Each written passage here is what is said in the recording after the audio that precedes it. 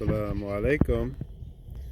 So this evening I'm working a little bit on planting greens. These are turnip greens. They've gone to seed already. So I'm thinning them out. I just pulled up one row here, which I'm getting ready to feed to the goats in a moment. And I'm just kind of pulling up the soil a bit here. It's just too narrow to get in with the horses. So I'm just going to do the strip by hand. I'm just turning up the soil, and then those are my collard greens there, which are ready to be planted. Getting pretty big. They should be ready to go outside now. Greens are very traditional African food. I'm not sure if everybody knows what they are, but basically it's the leaf of the plant. Like I said, most of these are gone to seed, and the leaves are just too small. These are old plants. They're probably 4 years old, and they just volunteered, and we just kept picking them. But what you want is the wider leaves like this, and we would parboil them using, we would season them, of course, and we would also cook them with like a turkey leg or some turkey wings to help season them. And it's what we would consider a delicacy, something we like to have on holidays or whatever. But we grow them throughout the year and can them or freeze them and preserve them for when we are having an upcoming event, or for having company or something and we want to have something extra. And it's also a superfood. It's very good for you, very nutritious, so it's something we like to grow. And that's probably one of the first things I'm planting this year is the greens. I just thought I would share that with you all. So this is that first row of turnip greens. Feed them to the goats. They are loving them.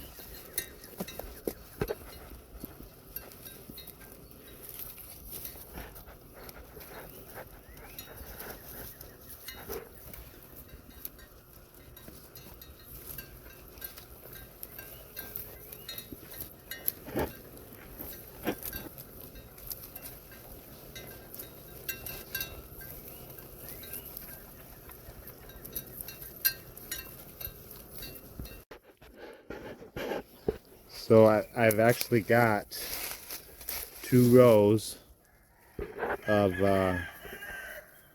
greens here. My idea is to plant this row here with collards, and then these here on this side I'm going to cut down.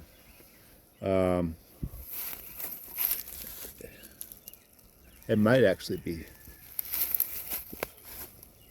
I was going to say it might have actually be three rows that grew together, but I think what I'm going to do is cut this side down and thin it out, because it's just way too thick too. And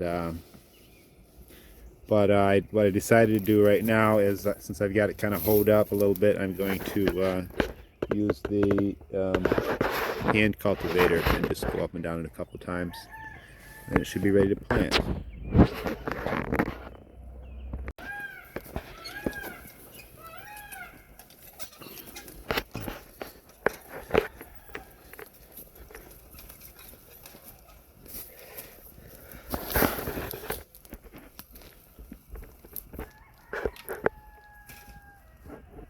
this rhubarb plant right here actually has been here. Was here when we bought the property. Or when I bought the property. It's been here ever since. It's been here for 15 years. We don't really eat a lot of rhubarb, but I just hate to plow it up and waste the food. So this is a little story about that. It's kind of in a weird spot in the garden, but I just hate to, waste the food. Like I said, there's a lot of recipes you can make with it. Although mostly we just eat it raw a little bit, give some away.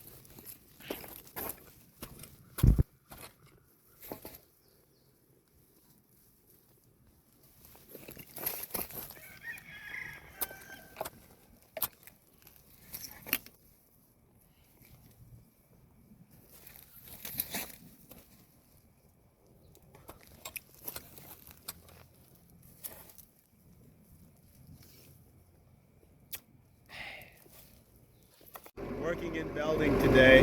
Working in Belding, cultivating, or cultipacking rather, and picking up rocks. Gotta do this whole field.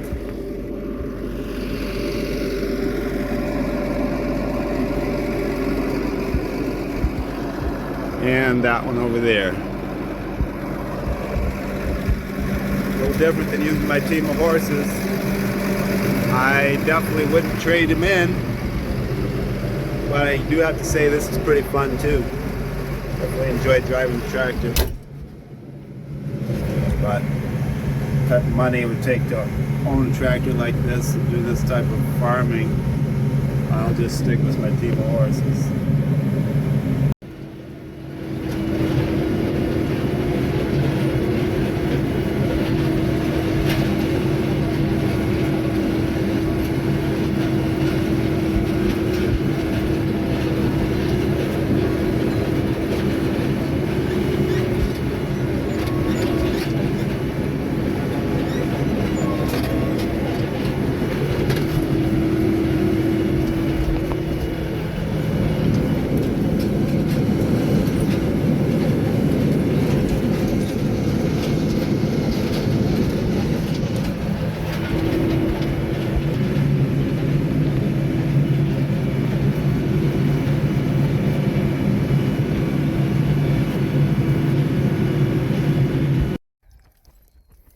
Assalamu alaikum. I'm home from work and I chilled for a little bit, and so now I'm gonna try and cultivate the garden with my horse.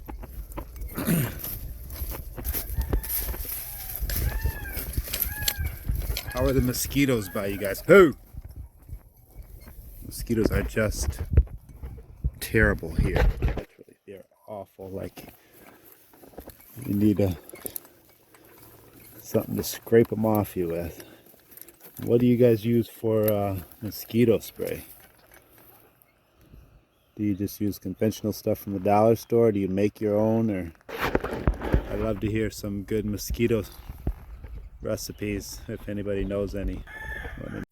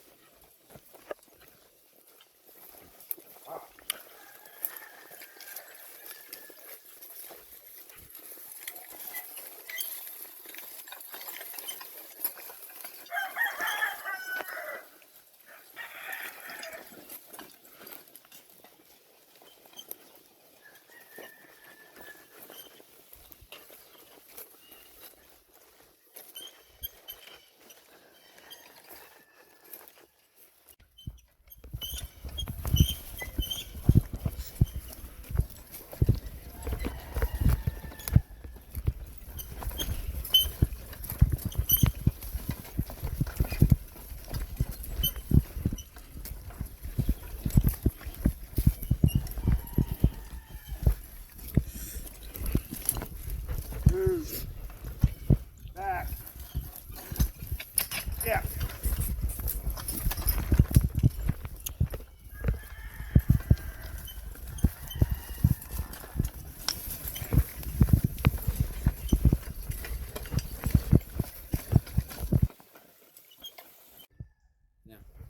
With this whole side of the garden being planted, it's a little tough to get in here with my disc.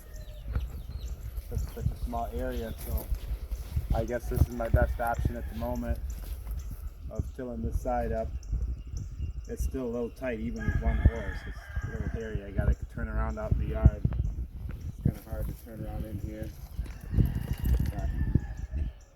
But making do with it. It's not as bad as it could be. Get up.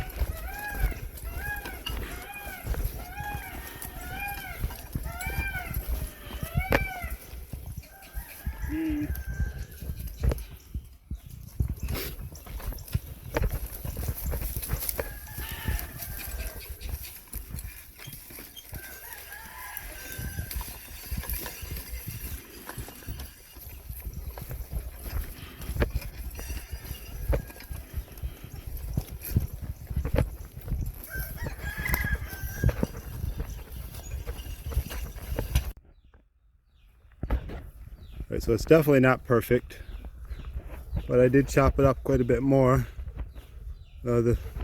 What's left I can pull it by hand probably. I'm gonna have to come in here and rake it because it's pretty rough.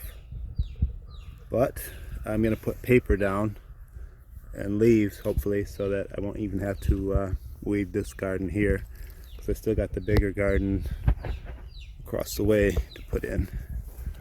So I'm just gonna try to mulch this one down real good. It's mostly greens that'll be planted in this garden. The soil here is a little bit heavier than in the other garden. So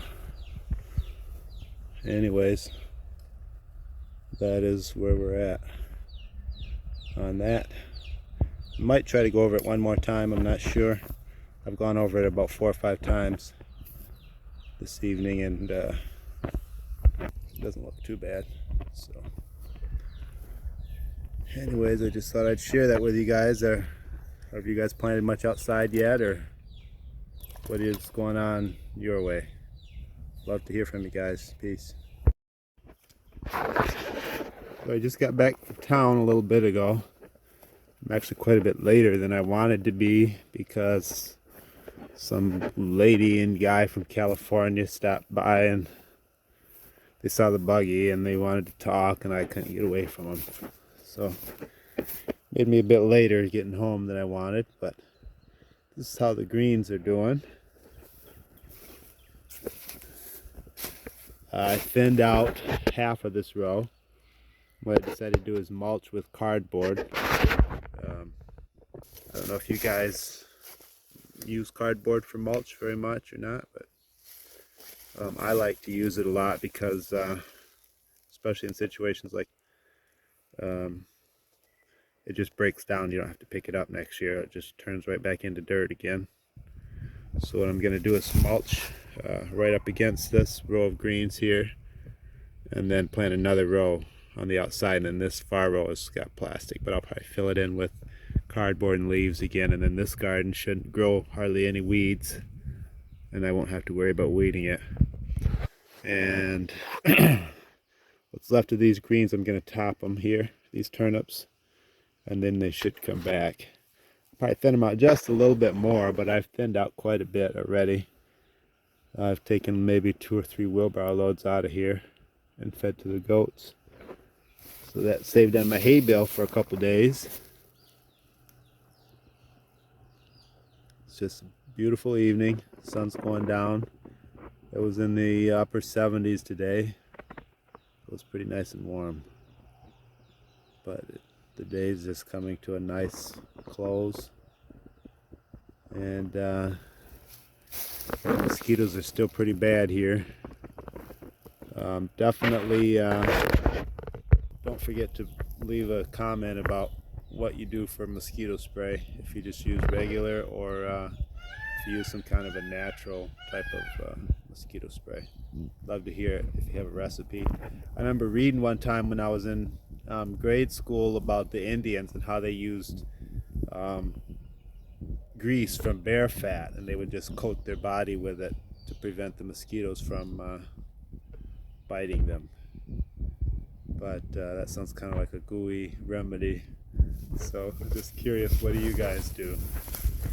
Mosquito spray is supposedly bad for you too, but I guess you got to choose between 2 evils: mosquitoes or and they carry West Nile or whatever, or they could carry West Nile, or you can choose some kind of greasy, grimy home remedy. So just curious what you guys are using. Let me know. Peace. Good afternoon. So before I let you guys go, a subscriber asked me, what is that vehicle that you use to tow your... was wondering, what is that vehicle that you use to tow your equipment around with? So I thought I'd just throw this in here as a little explanation. This is called a fore cart, meaning it's the cart that goes before. So basically this is like an adapter. For an example, this rake here is ground driven, but it's not from a horse-drawn era. It's meant to be hooked to a tractor. So with this kind of hookup, how do you hook it up to a horse? And this thing is heavy, like all the weight is right on the tongue. So they came up with this device here called a fore cart, that you hitch your team to the fore cart, and then it's got a hitch on the back, and that way all the weight is balanced on this axle and not on the horses. And this thing is balanced out pretty well to where if you hook something up to it, the tongue will just sit up level in the air, and all they have to do is pull it and turn whichever way you direct them. But this fore cart here has I like this feature here. This was actually homemade by one of my Mennonite friends, and he had a welding shop, and so he had the axle on hand already, and he I think I found the seat and he welded this up for me. I just had to get the eveners and put on there. But the thing I like about this is my hitch is movable, because a lot of times with horses it's difficult to get them to back straight the first time. So this gives you a lot of playroom. If you can get reasonably close, you can flip this up and move your hitch around. And then you don't have to be quite as precise. Sometimes with horses it's hard. It takes 2 or 3 times to get them to hit back up straight perfectly where you can get in there. So that gives you a lot more playroom when you can swivel this hitch around. So this is a feature you don't see on all of them. It's something I really like. Some of them, they'll have like a plate right here that's kind of fanned out, and it's got 2 or 3 different holes in it. And so you could hitch them to a different hole whichever one lines up, I guess. This one's also got brakes, a foot pedal, and I like that. Basically that thing just swivels and rubs on the tire. I really like the brakes too, because one horse in particular that I have does not he'll stop when you say whoa, but he likes to be leaning up against something, so he'll stop and then he'll just keep inching back more and more. So having that brake is handy if you're trying to, you need him to stop real quick.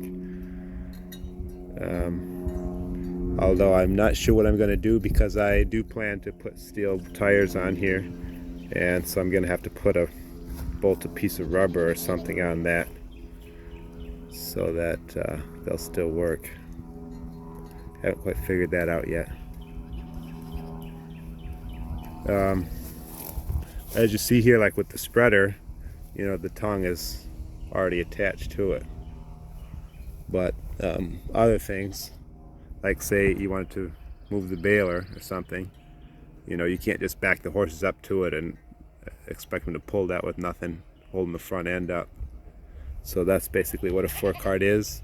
It's not really considered any type of vehicle. Like, you wouldn't really want to go anywhere in it. It's, there's no shocks on it. It's not comfortable, and actually most often it's more comfortable to stand up than it is to sit down, I think. Unless you're just going round and round in the field for a long time, then you need a break. You sit down for a little bit, and I stand up mostly. I think it's more comfortable and you can see better where you're going. But anyhow, that is what a fore cart is. Hopefully that explained that. And if you have any questions, feel free to throw some in the comments. So long.